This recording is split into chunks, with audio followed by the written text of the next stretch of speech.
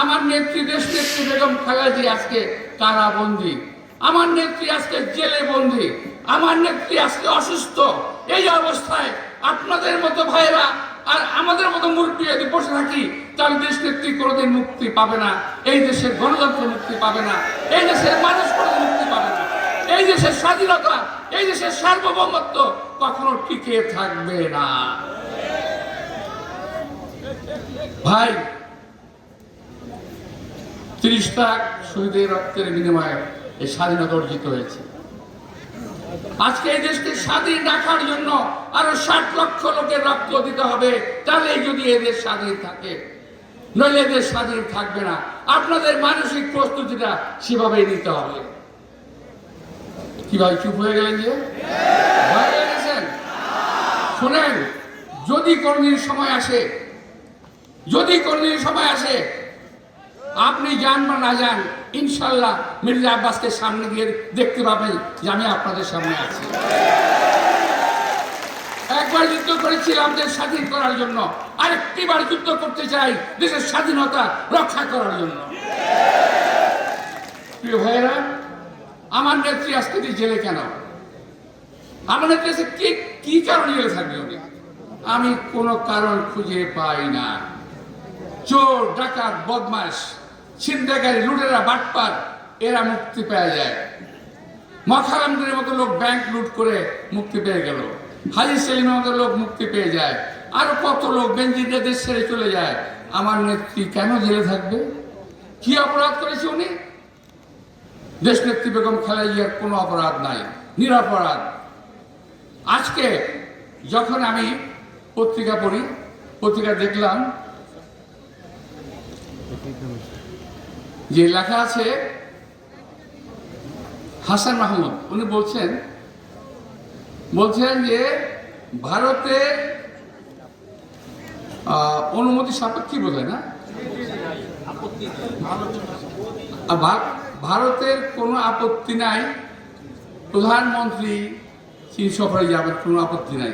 ভাই, এটা অবৈধ একটি সরকার, অবৈধ সরকারের প্রধানমন্ত্রী কি করলো না করলো এটা আমার দেখার বিষয় না।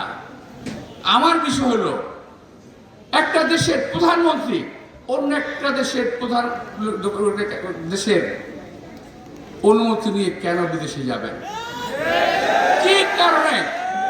তার অর্থ হলো এই দেশের প্রতিটি, সেই সরকারের প্রতিটি কর্মচারী, কর্মকর্তা, মন্ত্রী সব আজকে বিদেশের কারো ইশারায় চলে। বাংলাদেশের মানুষের মঙ্গলের জন্য তারা কোনো কাজ করতে পারছে না। আজকে দেশ নেত্রী বেগম খালেদা জিয়া জেলে এই কারণে যে যদি উনি বাইরে থাকতেন তাহলে এই ধরনের অপকাণ্ডগুলো ঘটতে পারত না। প্রধানমন্ত্রী একটি পদ, কোনো ব্যক্তির নাম নয়, কোনো ব্যক্তির নাম প্রধানমন্ত্রী নয়, ব্যক্তির নাম অন্য কিছু হতে পারে। এই পদ বিদেশের সেবাদাস হয়ে বিদেশে যাবে, বাইরে যাবে, এটা বাংলাদেশের মানুষের জন্য অত্যন্ত দুর্ভাগ্যজনক এবং লজ্জার একটি বিষয়। আমি কিন্তু হাসান মাহমুদের কথা কোট করে বলছি, কথাটা আমার কথা নয়। প্রিয় ভাইরা, আমাদের কর্মীরা কিছু বললে জেলে পাঠিয়ে দেন, বিনা কারণে, বিনা দোষে।